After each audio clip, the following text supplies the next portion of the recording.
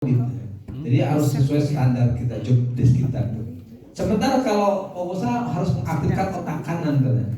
Jadi harus spontan, acak, emosional, punya visi, intuisi, berani. Nah, berani itu otak kanan.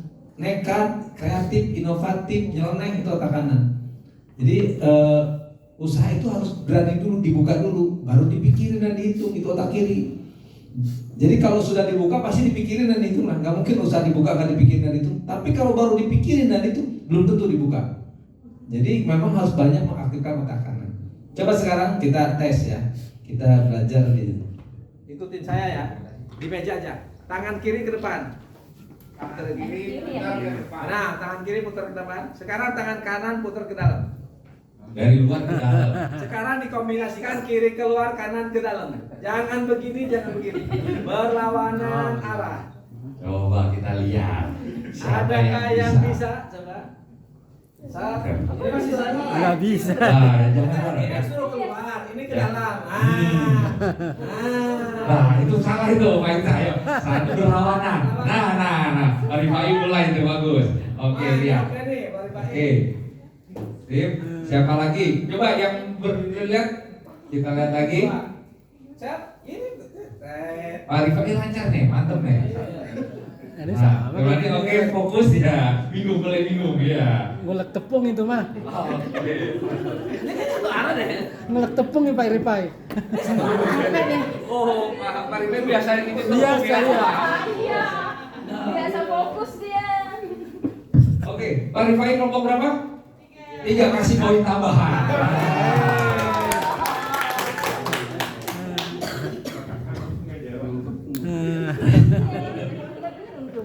Oke.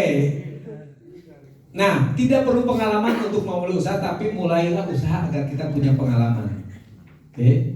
Dan tidak perlu modal uang untuk memulai usaha, tapi mulailah usaha agar kita bisa mendapatkan uang.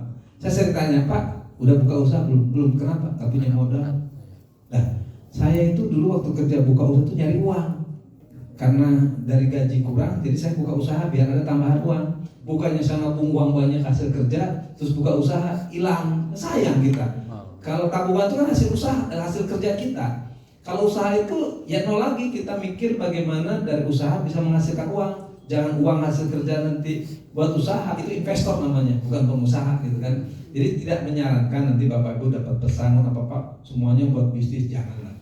Itu mah hasil kerja. Kalau mau bisnis tidak dengan modal uang banyak. Saya selalu mulai paling ya Pak tahu aja 200.000. Banyak Pak, nanti saya ajarin gimana tidak dengan modal uang. Salah satunya kita jualan itu di transaksi dulu, bukan di produksi.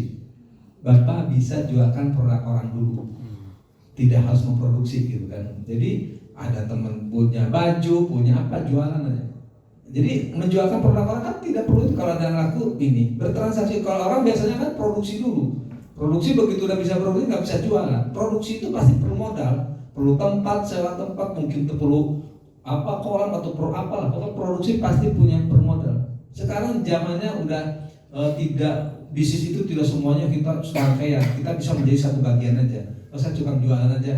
Saya ada namanya teman di komunitas tangan di atas entrepreneur ya, namanya Angel lah. Itu single parent. Itu dia gak punya apa-apa, dia jadi content creator, jadi afiliator. Dia cuma 2 jam di tempatnya susu, terus dia ke sini jualan kopi. Itu lumayan. Jadi dapat komisi 10% dari omsetnya dia jualan. Ada orang yang di gudangnya dia jadi live di situ jualan itu. Nanti rekod penjualannya. Sebulan bisa 80 juta Pak. Tidak dengan modal uang, tidak usah ngirim, tidak usah apa, dia cuma modal HP, live di tempat orang, jualan-jualan, itu dapat komisi. Jadi yang ngirim Itu bisa gitu. Jadi itu lebih enak. Kita uangnya nggak keluar, kita cuma kreatif aja. Makanya kan konten kreator itu uangnya banyak dengan modal kreatif gitu kan. Oke. Ide usaha, menggali ide usaha. Potensi diri, masalah, kreativitas, kebutuhan bisa banyak nih. Coba gali potensi diri. Ada nggak ide usaha dari sana? Atau ada masalah nggak yang bisa kita selesaikan? Kalau masalahnya besar dan kita punya solusi, pasti bisnis kita besar. Masalah transportasi besar, Nadiem Makarim bisa punya Gojek gitu. Nah, dia kan bisa besar Gojeknya gitu. Nah, coba Pak, potensi diri ada passion, ada pengalaman kerja, ada keahlian, ada pendidikan. Ini semua materi nanti akan dibagikan ya ke Bapak Ibu sekalian. Semua materi akan dibagikan, semua foto-foto akan dibagikan. Nanti kita buat Google Drive. Di grup juga bisa sharing setelah ini materinya ya. Nah jadi bisa dari sini contoh nih ya. Ini saya punya teman Mas Ari, dia hobinya ngajar. Dia ambil sertifikasi untuk menjadi coach. Sekarang punya bisnis coaching luar biasa besar. Karena dia passionnya di situ. Tadinya nggak di coaching, tapi hobinya di sana, passionnya di sana. Atau ini Bu Fatma Bahalwan, tadinya sekretaris, dia hobi masak. Akhirnya dia keluar, dia membangun Natural Cooking Club. Wah sekarang udah banyak dan sukses. Ada ini Mas Dr. Landoni, dia teknik kimia. Kerjanya tadinya di pabrik plastik tuh, kontrak di Cikarang di 1000 pintu. Sekarang udah punya pabrik lah. Karena dia ngerti bagaimana membuat formula plastik. Kalau selang gas itu di rumah itu dia yang buat. Sekarang lagi buat koper, jet set namanya. Udah ke umroh kemana-mana, maksudnya buat umroh ke koper dia produksi. Tapi dia kan punya, karena dia punya formulanya. Ini Pak Isto Suwarno, pensiun dini dari Dinas Pariwisata Borobudur Prambanan. Dia backgroundnya teknik mesin, tapi hobinya berkebun. Akhirnya dia berkebun kelengkeng. Ini di daerah Logo, samping Prambanan. Berapa asetnya? Terakhir dia gaji di Prambanan itu 8 juta. Sekarang di atas 100 juta penghasilan setelah pensiun. Asetnya dia sampai 12M setelah pensiun. Dari mana? Nah, makanya enaknya kalau kita tadinya pekerja terus usaha, itu harusnya mindsetnya berbeda dengan orang yang tadinya benar-benar petani gitu. Kalau petani, kalau dia berkebun kelengkeng dapat uangnya mau terima jadi kelengkeng. Pak Isto enggak. Jadi ini Pak Isto nanam kelengkeng itu kalau satu pohon Pak, dia nanam 100 pohon. Kalau satu pohon itu bisa berbuah lebat sampai 70 kilo. Dijualnya metik orang di pohon, per kilonya itu 40.000. Jadi satu pohon bisa 2,8 juta. Kalau ada 100 pohon bisa 280 juta. Tapi kan 6 bulan sekali, itu dari cuma segitu setahun. Terus apa? Dia jualnya kemana? Dia nggak jual ke luar, tapi orang suruh metik di tempatnya dia, di dekat Prambanan. Pak, ini kok bisa lebat gini? Bapak jual bibitnya? Enggak, nah dia jual bibit. Jual bibit, dia kerjasama sama petani, belinya 25.000, dijual minimal 75.000. Jadi untung 50.000 satu bibit. Sebulan bisa sampai 1.000 bibit, 50 juta. Pak, ini bisa lebat pakai pupuknya apa? Kok berbuah lebat? Pakai nongfeng. 45 hari setelah dipupukkan berbunga. Dia menjadi distributor pupuk nongfeng dulu di Malaysia, sekarang di Semarang. Itu ketiga pendapatan. Terus karena banyak yang datang kunjungan, saya bawa rombongan sering ke sana, dia sebagai trainer dibayar. Dari dinas bayar, dia sebagai pengajar. Terus yang dibawa sama saya semua ada, saya bawa BRI. Pak, saya punya lahan nih 5.000, dibuatin dong kebun kayak Pak Isto. Dia dibayar sebagai konsultan. Begitu dibayar konsultan kan dibuatin tuh, ada infrastrukturnya, ada irigasi apa. Dia dapat ikan dari 6 sumber pendapatan. Buah kelengkeng yang nggak berbuah dia jual bibit, dia jual pupuk, dia jual trainingnya, jual apa. Itulah makanya coba revenue stream membuat sumber-sumber income dari bisnis kita. Sekarang gini, Bapak Ibunya, cara kita berpikir ya. Bapak Ibu, saya praktekin ya, sudah praktekin. Bapak punya mie ayam, jualan mie ayam nih. Cuma gerobakan, numpang di terasnya Indomaret atau Alfamart, numpang di situ. Kira-kira selain dari makanan, dari mie ayam dan lain-lainnya, bisa mendapatkan uang dari apa lagi? Minum. Di luar makanan dan minuman. Oh. Bapak Yang bisa benar kita kasih poin Pak. kasih poin. Poinnya 5. Nah, Bapak Ibu, tadi kan Pak Isto dapat tuh dari bibit, dari pupuk, dari kalau mie ayam kita numpang di depan Indomaret, biar kaya raya. Selain dari makanan dan minuman bisa jual apa lagi? Parkir numpang di tempat orang. Kita kan numpang. Dari apa? ya, berpikirnya, idenya, kreatifnya. Bahan mentahnya mungkin. Termasuk makanan dan minuman itu. Di luar makanan dan minuman. Ayo, apa lagi coba berpikir. Resepnya. Jual resep. Kelompok 3 dapat Oke. poin. Jual resep, apa lagi? Dapat apanya kita?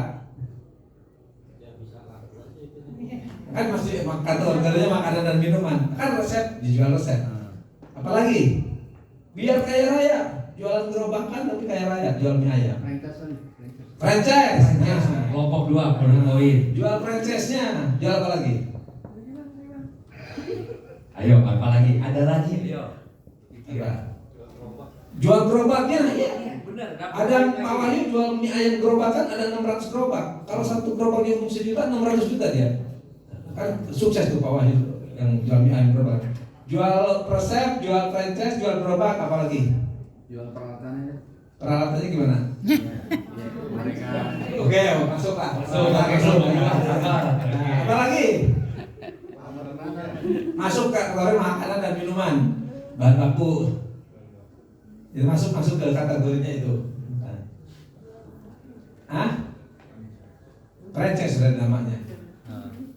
Jual pelatihannya. Pelatihan. Saya pernah buat pelatihan itu bayar 3 juta, modalnya paling 500.000. Saya dulu ada berapa kali itu pelatihan. Bisa jual media iklannya di kan kecap bakmo. Jadi itu bisa tuh pelatihan tadi franchise dari gerobak kan bisa dapat banyak gitu kan. Nah makanya cara bisnis nanti gitu. Kalau mie ayam coba mikir apa lagi. Saya pernah tuh coba bapak Google pembuatan mie ayam. Ada orang jual resepnya mie ayam itu 5 juta. Dia nggak punya mie ayamnya. Tapi ada juga banyak yang saya coba komen-komennya puas tuh ikut pelatihan bayar 5 juta. Ada juga tuh orang yang ngasih pelatihan dulu 1 orang 5 juta. Ada yang berani itu. Coba di googling gitu. Dan seperti itu Bu. Ini salah satunya tadi yang lanjutkan. Nih dari masalah waktu pandemi kan naskah waktu Gojek ini. Nah ini Bu Devi, ini dari kebutuhan. Ini saya tampilin gini karena cukup menginspirasi. Jadi waktu saya masih kerja itu saya ada di komunitas entrepreneur tangan di atas. Jadi saya di warung saya di Kupat Tahu tuh kalau itu suka kumpul lah sesama pekerja yang baru mulai usaha biar kita bisa sharing gitu kan. Bu Devi datang tuh waktu sama suaminya naik motor Karisma. Kerjanya di pabrik boneka Mattel. Gajinya sekitar 2,5 juta 3 juta dia masih. Pak saya pengen buka usaha kata Bu Devi. Kendalanya apa Bu? Saya nggak punya modal, terus saya nggak ada ide, terus saya nggak ada waktu. Terus saya sudah nggak ada modal, nggak ada ide, nggak ada waktu. Ibu punya Pak? Saya punya semangat Pak. Oh boleh lah. Nah jadi bisa semangat Pak. Nah waktu itu saya mau buka sebenarnya pas susu bayi buat kakak Ipa tapi nggak jadi. Udah nanya-nanya ke Bu Christine. Dan ke Bu Christine aja, akhirnya dia datang ke sana. Dia pakai katalog, dia jualan di distributan tuh. Dia tinggalnya di Cikarang di perumahan Telaga Pasir. Ada jalan seperti itu. Sampai ini saya dipoto ini setahun kemudian dia buka kios di sini. Ini sekitar 2011-an lah 2012. 2012 nih buka kios. Sekarang Bu Devi gimana kondisinya setelah 10 tahun nih? Ini gudangnya dia sekarang. Sudah di grosir Karisma. Dia di motor Karisma jadi mereknya dia. Ini tanahnya beli 2 miliar. Rukonya kembali bangun 1 miliar, 3 miliar tunai, nggak ngutang. Mobilnya sekarang udah Fortuner, asetnya udah banyak. 10 tahun yang lalu datang ke saya, nggak ada ide, nggak ada uang, nggak ada waktu. Sekarang udah bisa seperti itu. Jadi tidak ada mau modal banyak lagi, ini tekun. Retail dia mainnya. Bapak kalau mau tertarik di bisnis saya kenalin, jadi grosir, nanti bisa jadi mitranya dia. Gitu. Nah ini juga kreativitas, bisa seperti ini kan, nasi goreng disajikan ini kan beda. Atau ini di Bantul nih sate kelatak tuh sukanya pakai jeruji sepeda. Makanya di Bantul jarang ada sepeda. Sebenarnya beda jerujinya. Nah, bisa aja kan dibuat di sini kan beda gitu kan. Oh kok ada sate sukanya seperti ini. Atau idenya yang menengah bawah dinaikin kelasnya. Contoh ini ada nasi uduk kebun kacang. Gado-gado boblok. Kan dulu pecel lele lela pernah dinaikin kan. Ya saya juga salah satunya Pak tahu kan gerobakan dinaikin atau diturunin. Ada sushi kaki 5, steak kaki 5. Makanan Korea kan diturunin sekarang modelnya gitu kan. Jadi itu salah satu ide. Atau ini pakai memperbaiki kemasan. Ini Bu Ida Widyastuti Ratu Snack Mekarsari. Saya ketemu di Sidoarjo. Ini tadinya dia jualan keripik harganya modalnya 3.000 dikasih plastik jual 5.000. Jalan tapi gak kenceng. Akhirnya kemasannya diganti nih jadi 4.000 nih kayak gini. Modalnya tapi bisa dijual 12.000. Sekarang udah besar. Bapak kalau di Sidoarjo kiri gitu. Tadinya ibu rumah tangga cuma bantuin suaminya, tapi sekarang bisa ke retail modern. Nah ini saya kalau ke Bandung tadi kreativitas itu saya waktu ke Kafe Matahari itu kan Indomie, toppingnya tuh keju. Enak nggak? Enak Pak. Saya pesan enak ya.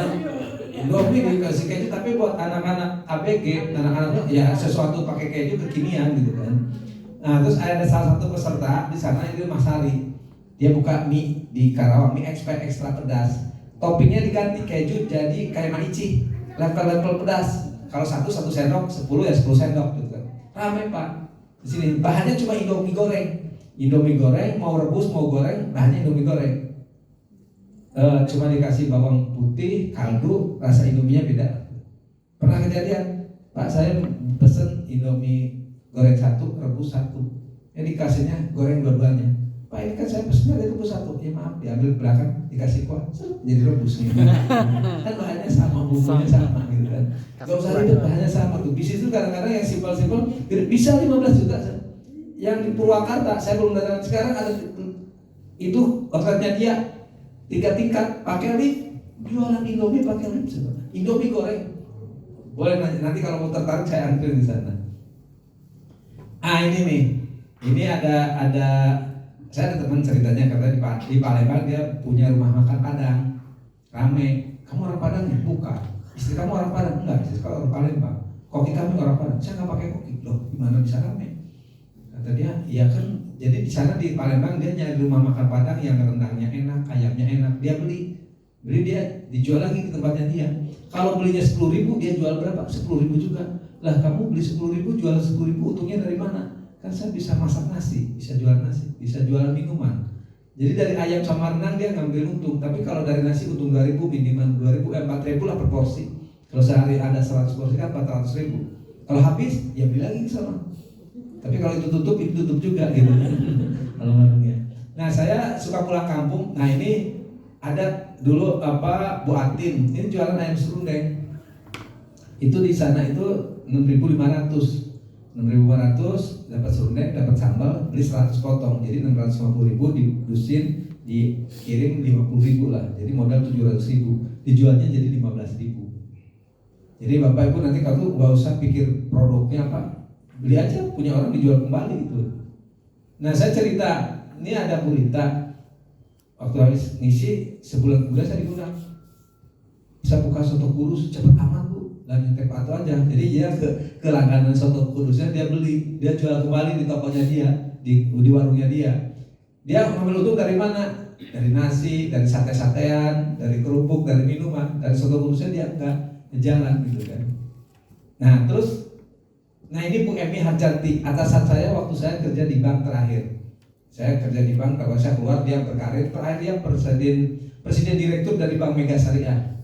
Terus dia pensiun. Terus dapat kabar ternyata di Cenere dia jualan bakso. Kok jualan bakso? Saya penasaran juga, saya ke sana. Pas ke sana, Bu Epi kok jualan bakso? Saya punya YouTube. Dulu berani jadi pengusaha. Boleh nggak diliput? Boleh. Ada saya jual mantan CEO jualan bakso gitu kan. Bu gimana ceritanya? Jadi dia kan suka golf tuh, ada namanya Mang Junet. Itu suka jualan bakso tuh di golfnya dia. Begitu kecil diajak kerjasama. Mang Junet kerjasama yuk. Gimana kerjasamanya? Jadi Mang Junet yang produksi.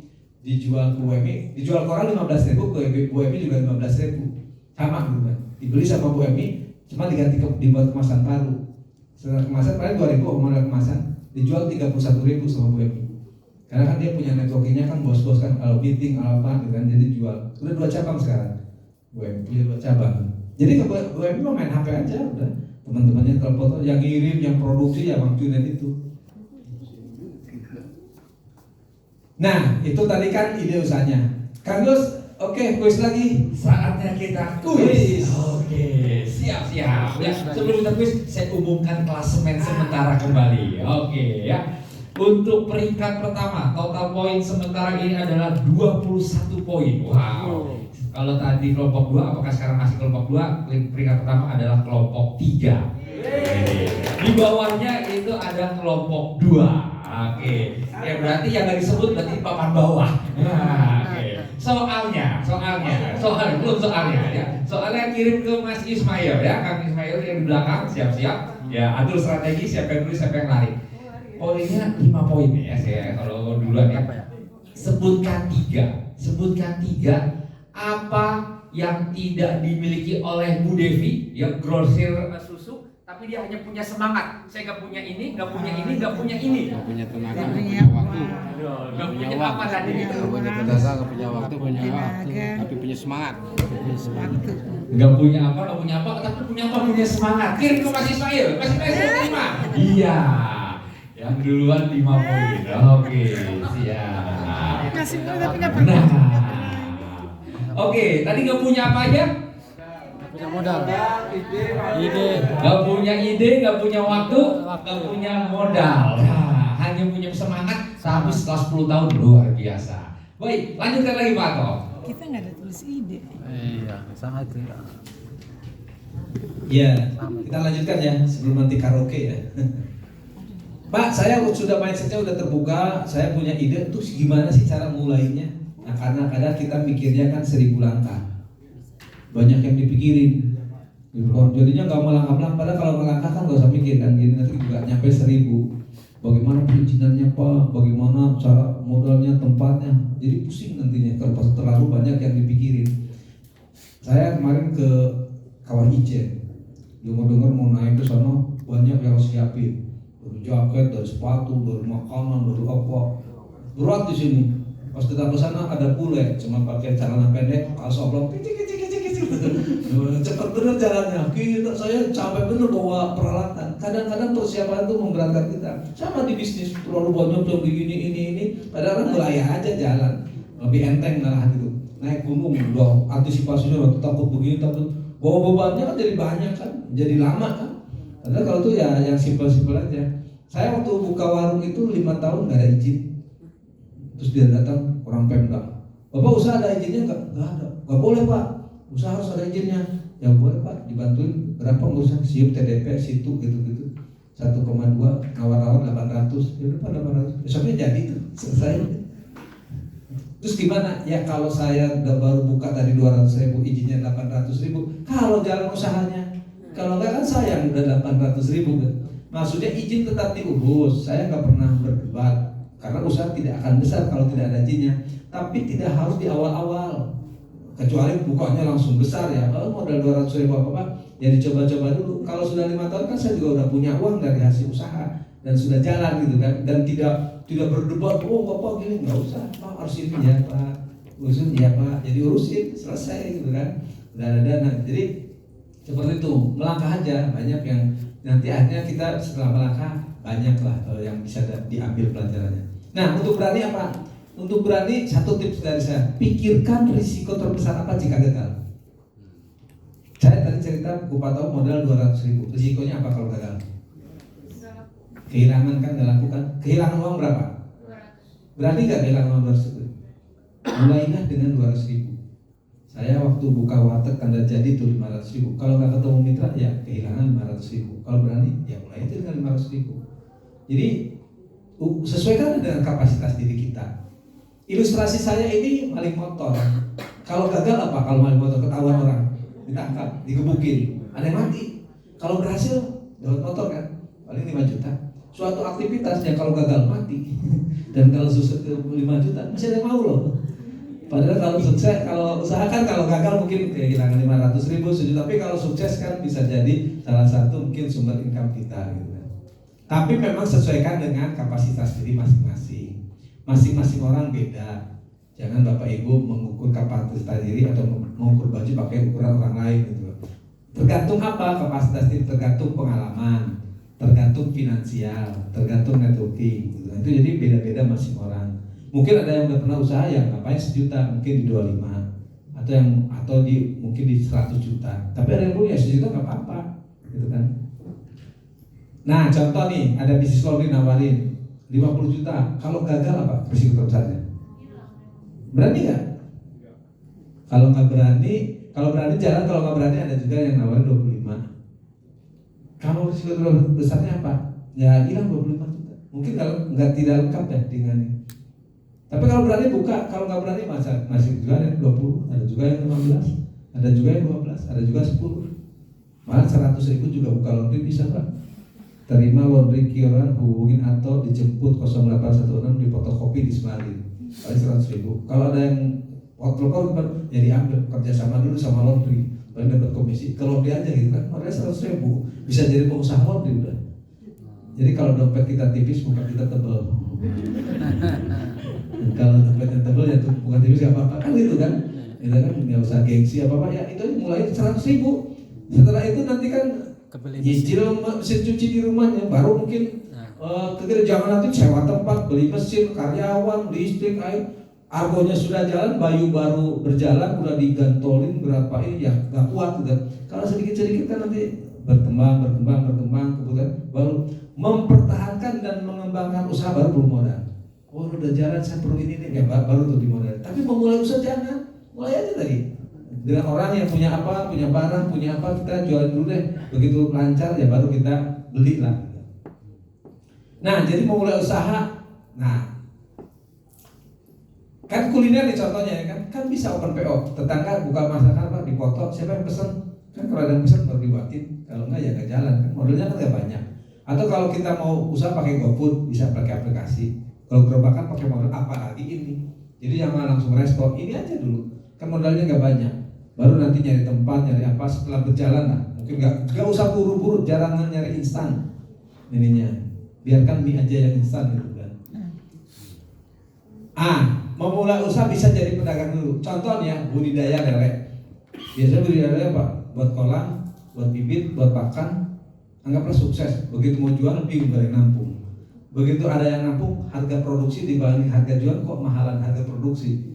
Maju kena, mundur kena, mau maju rugi, mau mundur sudah investasi. Terus baiknya gimana sih kalau mau bisnis lele? Bapak udah cari peternak lele. Bapak berapa per kilo Pak dari sini? 18.000 Pak. Bapak cari ada yang nampung nggak? Oh di sini dapat ketemu di pasar kek atau di tukang lele 20.000 itu aja dulu, 18.000 dari peternak, 20.000 kan untung 2.000. Jalanin dulu itu aja. Kalau sudah jalan nih setahun, stabil, baru mikir produksi. Daripada beli 18.000 mungkin kalau produksi sendiri bisa 15.000. Cari yang ahli kerjasama. Jadi nanti dari produksi untung, dari transaksi juga untung gitu. Jadi kalau belum dapat yang jual Pak enggak susah cari yang nerima, yang mau nerima jualan, jangan produksi. Itu dulu kalau sudah bisa, produksi itu paling gampang. Nyari orang yang bisa produksi gampang. Bapak bisa jualan apa aja, nyari yang produksi gampang. Tapi kalau produksi belum tentu bisa jualan itu. Jadi mulai dari transaksi dulu, pinjam produk orang, kita mulai jualan. Nah ini dulu anak saya nih waktu kuliah, ini jualan baju kaos nih, masih kuliah nih waktu pandemi kan dia di rumah gitu. Waktu saya tanya nih bulan pertama katanya omsetnya 20 juta. Marginnya 30 sampai 35. Dropshipper Pak, nggak usah stok, nggak usah ngirim, cuma modal buat toko, terus nanti jual. Dia belajar tuh di Baleo Mall, ada komunitas yang supplier. Dia ketemu supplier, dia jualkan produk dia nggak usah kirim, nggak usah apa. Ini bisa sampai 6 jutaan. Terus malah dia baju koko nih waktu mau lebaran tuh, dia bisa omsetnya 5 juta waktu itu, mau 2 minggu mau lebaran tuh. Pokoknya dari bisnis ini dia waktu saya tanya, katanya pernah punya uang sampai 50 juta dengan modal 650.000. Jadi banyak anak muda sekarang. Saya kalah Bu, ide saya tuh nggak ini. Saya punya di komunitas TDA tuh Muhammad Hadiyatullah, 23 tahun. Bisnisnya variety, ketek tuh cuma buat ini ketek. Sebulan 10 miliar. Masih jomblo, masih single 11 setahun 120 miliar. Produksinya di PT Gizi Indonesia Maklum. Dia cuma jago digital marketing aja. Timnya ada 60 sekarang. Tuh anak muda sekarang kayak gitu bisnisnya. Gue pokoknya anak tuh sukses tuh sekarang. Karena nggak usah produksi dia, jualan. Jadi konten kreator, produksi di mana aja. Skincare mau lebih gampang. Parfum, skincare tuh kan cepet tuh dia ini jualannya. Ini ada tools sebenarnya, tapi ini terlalu ini ya nanti. Bisnis model kampas itu sebenarnya salah satu untuk memulai usaha ini lebih gampang. Jadi kalau nanti Bapak mau usaha, tentukan target marketnya siapa. Clear dulu. Contoh seumpamanya baju muslim kan jelas tuh. Anak-anak dewasa tuh apa? Target market kita harus jadi sniper, jangan jadi Rambo. Kita nggak tahu jual ke semua orang. Boros nanti itu promosi. Harus clear. Saya kupat tahu itu kan sarapan pagi. Itu kan nggak ada anak ABG di tempat saya dari target market. Orang tua 40 ke atas. Itu kan yang hari di Jumat, Sabtu, Minggu tempat saya ramai. Hari biasa nggak terulang gitu. Karena orang kerja, suami istri biasa keluarga habis olahraga gitu. Nah jadi saya iklan ya ke ibu-ibu, ke warga, gitu. Nggak ke anak-anak sekolah. Harus tahu dulu siapa yang target market kita. Terus nanti apa sih nilai tambah dari produk kita. Terus di mana jualannya 1, 2, 3 aja lah yang harus kita pahami. Tapi saya nggak sampai detail di sini karena ini nanti di sharing aja. Nah, siapa yang akan membeli produk Anda? Terus mengapa orang membeli produk Anda? Jadi siapa yang membeli produk Anda harus clear dulu. Terus mengapa orang membeli produk Anda? Saya kalau tanya ke teman UKM, kenapa? Apa keunggulan produknya? So makanannya, apa keunggulan produknya? Murah Pak, enak. Terus apa lagi?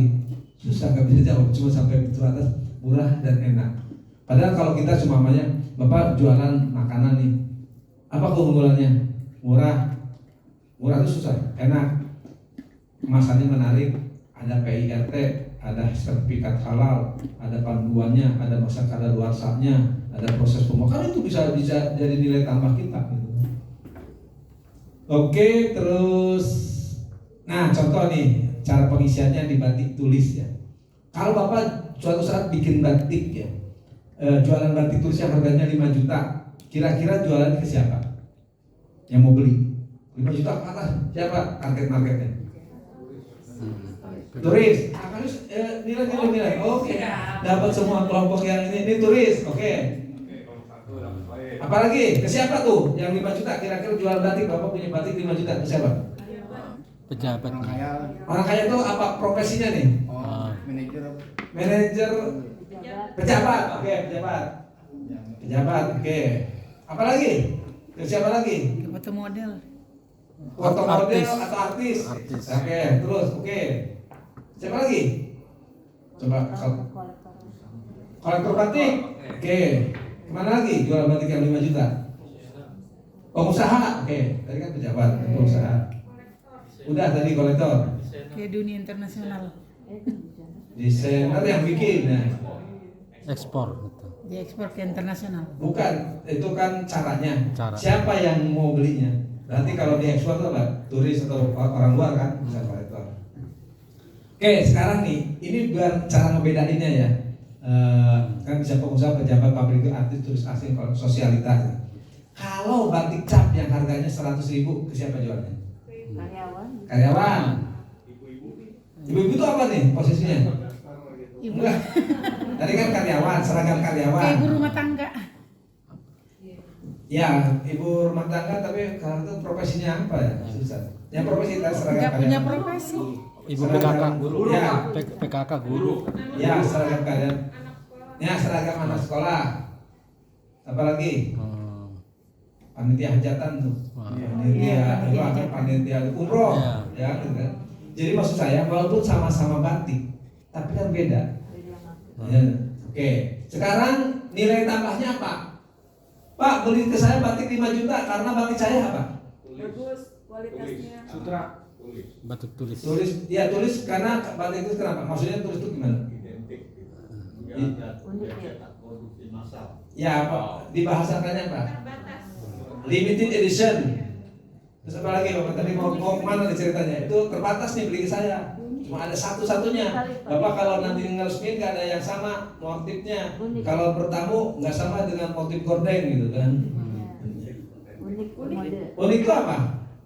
Etnik. Enik. Oke lah desainnya bagus lah gitu ya. Unik. Oke tadi kan itu terbatas. Iya. Ini artinya handmade lah mungkin ya tadi kan? Handmade. Handmade. Apa lagi? Tidak luntur. Bahannya bagus. Ah iya, masuk. Saya mau ukurannya motifnya itu tapi ukurannya apa? Model. Customize. Custom. Oke. Nah kan ini kan. Kalau batik yang 100.000 beli ke saya karena saya apa? Murah. Apalagi? Kualitas. Nggak mikir kualitas kayaknya tuh. Banyak. Ya tadi murah. Murah.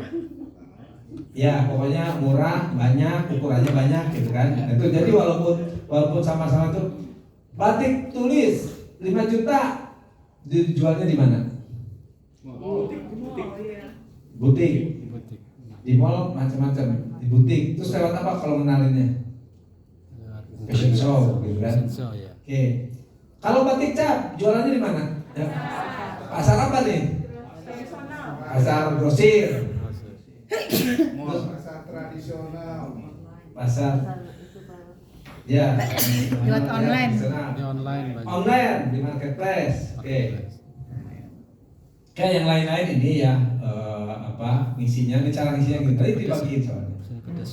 Ini kalau waktunya juga sudah jam 9, jadi Bapak Ibu hasil ilmu itu tindakan bukan pengetahuan. Jadi kalau hari ini dapat pelajaran 2 hari kali kunjungan, bukan saya tahu cara usaha, cuma tahu aja, tapi nggak bertindak kan? Kenapa? Kita tidak bisa mendapatkan apa yang kita pikirkan, tetapi bisa mendapatkan apa yang kita lakukan. Nggak mikir aja nggak cukup, saudara. Jadi kita itu harus banyak bertindak. Di samping berpikir, nggak usah, harus bertindak. Tindakan itu kalau salah pun jadi pengalaman. Kalau kita salah, gagal, pengalaman, punya mental kalau bertindak. Tapi kalau berpikir aja enggak. Dan mulailah membuka usaha dari sekarang karena kesuksesan perlu proses dan waktu. Jadi jangan jadi instan, berproses. Jadi juga gini Pak, nanti kalau Bapak pensiun jangan berpikir gini. Dulu somamanya nih, gaji saya 20 juta. Tiba-tiba buka usaha, kok cuma untung 1 juta. Berharapnya kan usaha itu bisa menggantikan gaji kita kan. Makanya suka nyari jalan pintas. Kalau saya pusing-pusing titip aja di saya, dapat per bulan 5%, dikasihlah 400, dapat 20 juta, 6 bulan hilang semuanya. Jangan pernah tergiur sama itu, kita berarti nyari yang instan. 1 juta itu wajar, Bapak waktu pertama kerja gajinya berapa, itu perbandingannya. Kalau sekarang 20 kan masa kerjanya 20 atau 30 tahun, ya nggak fair. Dibandingkan yang bisnis baru mulai, mau dibandingkan pengalaman kerja yang 20 atau 30 tahun. Berproses, nggak apa-apa. Tidak linear, kalau bisnis bisa eksponensial. Kalau momentumnya bagus bisa naik. Gitu. Oke, itu saja mungkin materi dari saya. Mudah-mudahan apa yang disampaikan bisa menginspirasi buat Bapak Ibu sekalian pada saat nanti menjalani masa pensiun. Sebelum ditutup, ada pertanyaan enggak dari Bapak Ibu? Siapa tahu ada yang pertanyaan? Ada yang ingin ditanyakan? Ada yang ditanyakan? Boleh Pak? Yang nanya ada kasih poin. Dapat poin karena pertanyaan Sebuah bisa poin. Angkat tangan aja dapat poin Pak. Yang penting usaha. Penting usaha. Oke Pak Anut, makasih atas waktunya dari Pak pengarahannya.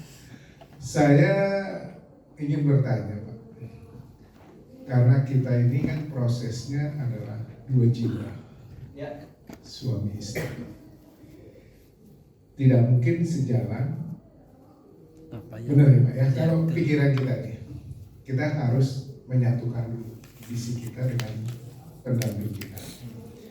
Nah, apakah bisa kita ambil desain seorang diri, keputusan dengan diri saya sendiri, atau mengikuti keputusan si istri yang tadi tidak sejalan dengan kita? Apakah itu bisa menjadi modal usaha untuk memulai usaha? Terima kasih. Oke, makasih Pak Iskandar. Jadi Bapak seumpama tidak sepaham lah satu dengan istri. Betul. Jadi kita ingin Membuat Jalan, jalan. istri nahan, Ya. satunya ngegas, satunya ngerem gitu kan.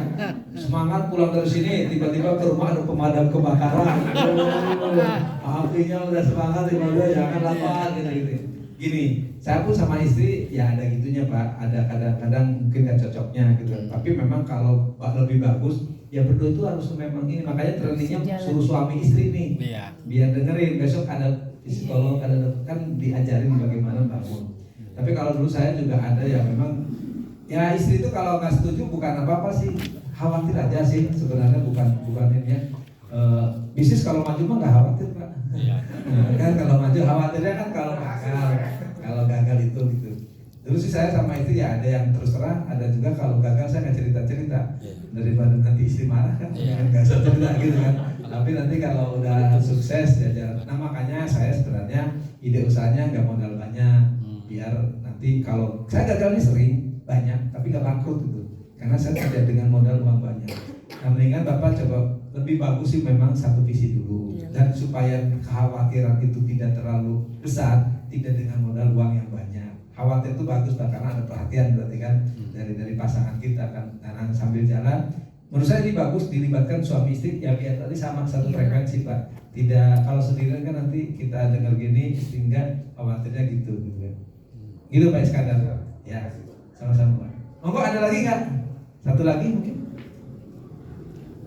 Oke. Oh, ada lagi nih. Kasih nilai. Kasih nilai langsung. Karena nilai atau karena ini? Oke, baik. Ya Pak, kita kan sudah mau menjalankan usaha. Saya itu wah udah beli peralatannya, udah ini, udah survei ke tukang yang jualan roti. Ini. Kalau pas kita tanya, cuma jualan roti, cakwe, bantal, apa aja saya tanya, ada sekitar 10, dia income-nya kalau habis itu bisa dapat 600.000, padahal cuma roti pakai pengembang aja gitu. Tapi kok saya mau menjalankan ini, pas mau menjalankan, kok sini udah buka lagi, sini udah buka lagi. Jadi Saingannya. Nggak jadi. makanya kok di sini saya nggak bisa ini harus Udah down.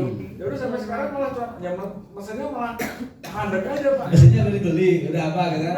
Peralatannya Itu dibeli. karena, ya kok udah ada baru mau buka di sana. Ya, Karena ya. kita masih kerja entar dulu lah. Nggak nyampe 2 bulan udah ada yang usaha di Iya, situ iya. Pak. Aduh. Gitu. Itu saya waktu dulu Pak. Ide orang yang buka usaha kayaknya ide saya semua deh. Ide, udah keduluan. Makanya kita kebanyakan mikir. Oh. Orang lain keburu buka, kita yang mikir, orang lain yang buka gitu kan. Makanya tadi jangan banyak mikir gitu kan. Dibuka aja. Dan wah Pak, masa usaha nggak dipikir, nggak dihitung, yang dipikir itu aja banyak kagak. Makanya tidak dengan modal uang yang banyak. Bapak sok, apalagi Bapak udah ada alatnya. Udah lengkap. Nah kalau suatu saat Pak, tiba-tiba ada orang buka ya ide Bapak, berarti ide Bapak udah benar. Buktinya orang udah buka gitu kan. Tapi jangan pesimis, orang buka, berarti pasarnya ada. Mendingan buka mungkin tempat lain, pede aja. Dan sesuatu usaha jangan dengan ragu-ragu. Udah nekat aja, bismillah aja. Hasil nggak usah kita yang tentukan Pak. Ikhtiarnya kita nanti hasilkan sama yang di atas gitu. Jadi jangan ragu-ragu gagal. Kita apa yang kita pikirkan. Bapak nanti mikirin gagal, takut ini, ya kejadian karena Bapak mikirnya itu. Coba mikirnya yang sukses gini gitu.